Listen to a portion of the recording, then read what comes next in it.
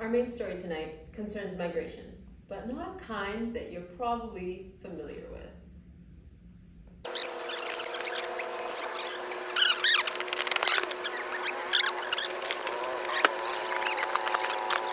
Of all the things you probably thought they would find, cocaine, firearms, disoriented human beings was probably at the very bottom of that list, if at all. But it shouldn't be that surprising. According to the Pew Research Center, at least 1 million sub-Saharan Africans has moved to Europe since 2010, with a rising tide beginning to include North America. Yet this migration route, whether it be through plane, boat, or I suppose in this case, mattress, comparatively has not nearly as many headlines in Western media as other more perhaps understandable or politically relevant migrant narratives have.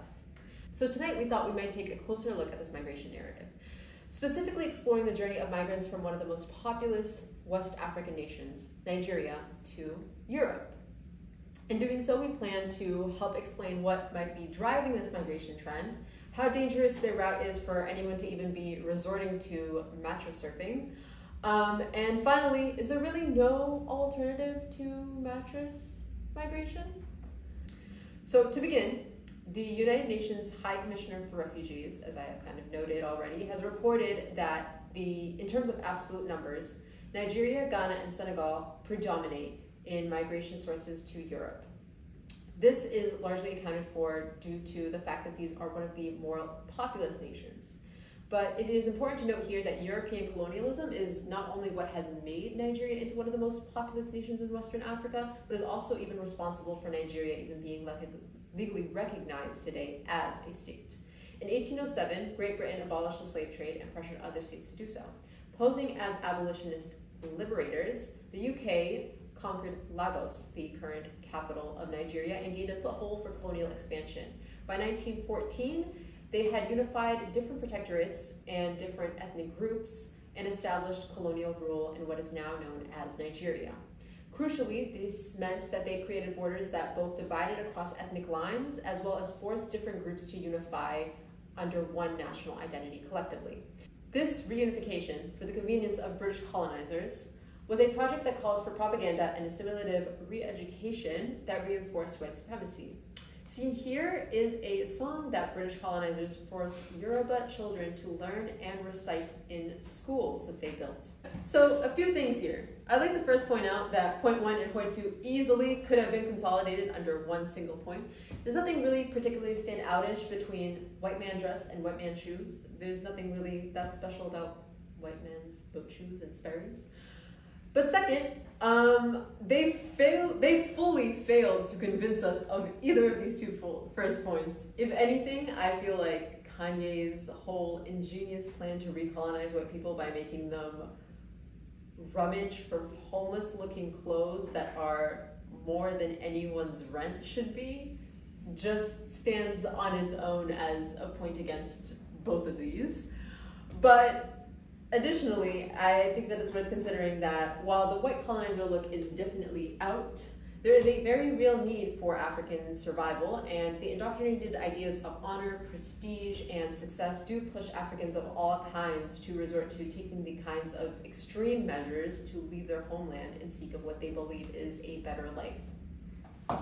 There are a variety of reasons that these families choose to migrate, and many of them are economic. The Nigerian economy is mainly reliant on the oil industry, which makes up for 80% of the nation's income. Because of this, the Nigerian economy is heavily dependent on multinational corporations, like the United African Company or Toyota.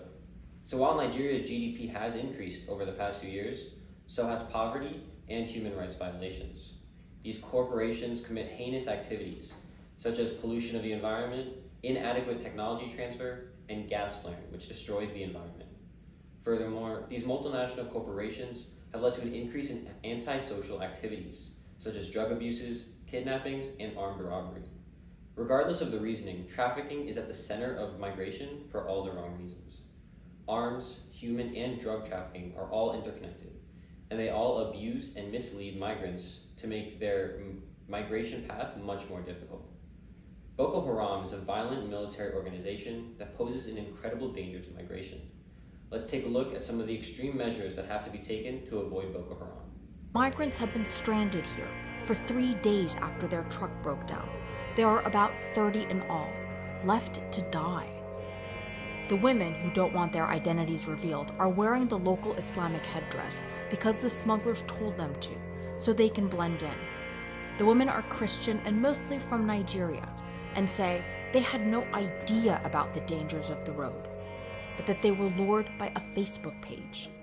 And what did this Facebook page say? What were they promising you? I saw job opportunities and I saw good life there, you know. Most often, the dream they are sold is a scam to get female migrants to Europe and then force them into prostitution. Boko Haram frequently targets schools because the group does not want Western education. The name Boko Haram literally translates to Western education is forbidden.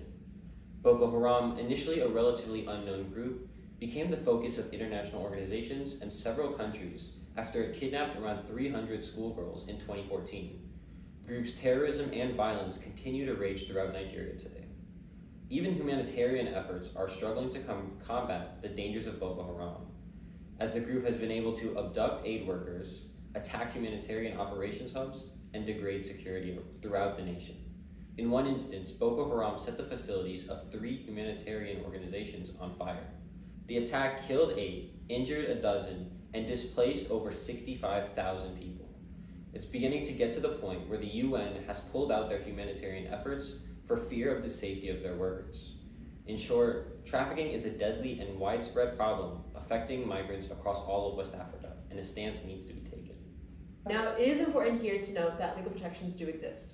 Articles 13 and 14 of the Universal Declaration of Human Rights does guarantee the right of movement as well as asylum. And Article 12 of the International Covenant of Civil and Political Rights does affirm these principles. More locally, within the region of West Africa, there are several other affirming legislative policies. Most notably, the Protocol on Free Movement of Persons and Right of Residence and Establishment protects free mobility of labor within Western Africa. Phases 1 through 3 more specifically guarantee the rights of entry, residence, and establishment with valid travel documentation. But crucially, these international and regional legal policies are not sufficient. They are not sufficient partially because they're not being sufficiently enforced, but also because these policies were written in a manner that did not account for larger systemic issues of environmental weaponization, of systemic racism, and limited legal accessibility in mind. Ultimately, human rights policy needs a decolonization and an explicit anti-white supremacy agenda to accompany it. As you may have heard, recently a French lawmaker who happened to be Black was met with this very interesting response when speaking on these same issues. Les personnes secourues se trouvent dans une situation d'urgence absolue. Les prévisions météo indiquent une détérioration significative du climat. Pas du tout.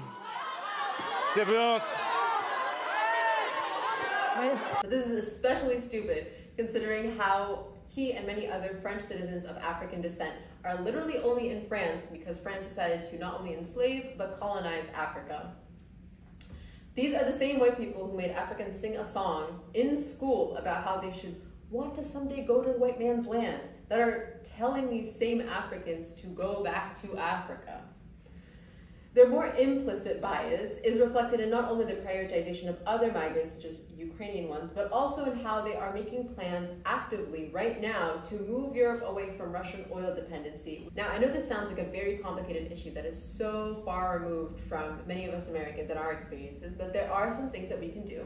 First, you can share this video with everybody that you know in order to help raise awareness. As we pointed out at multiple points throughout this talk, education has been a tool that has been weaponized by white colonizers and instituted many of the problems that we have gone over. Additionally, we have provided links below in the description box for you to be able to find your legislative representative and ask them to continue funding the United Nations, and more specifically, the United Nations High Commission on Refugees, because they already do direct work with nonprofits, including West African Refugees and Internally Displaced Persons Network. Fully funding the United Nations would provide fully funding for these operations that not only document these migrants' experiences, but also help make their migration journey safer. Additionally, we have 2 petitions posted below in the description. The first to the United Nations. This petition is calling for states to legally have to create pathways to legal residency or citizenship for any and all undocumented migrants. The second petition is to COP28. As many of you probably have already heard, COP27 made international headlines last year for the first time in acknowledging a need for climate reparations for the Global South. This year, we are calling on participating nations of COP28 to not only acknowledge the term, but also the policy of environmental decolonization and degrowth, with the aim of maximizing local energy autonomy of all nations, but especially those of the Global South, and minimizing environmental colonialism by the West.